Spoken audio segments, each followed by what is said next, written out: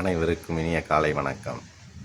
இறைவன் வரையும் ஓவியம் 221ஆம் நாள்.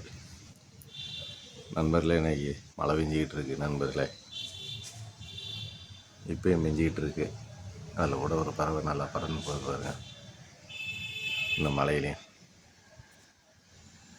அதனால் சூரியனை காணோம் நண்பர்களே, ஆனால் கொஞ்சம் கொஞ்சம் மேகங்கள் இருக்குது.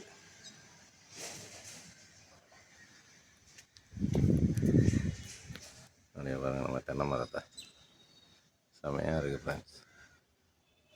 ஒரு பறவை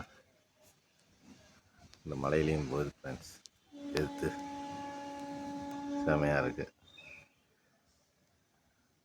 பாருங்க, எங்கேயோ விரையுது. அருமை நண்பர்களே, இதுக்கு மேலே எடுத்தால் செல்லுக்கு வேஸ்ட் ஆயிரும்.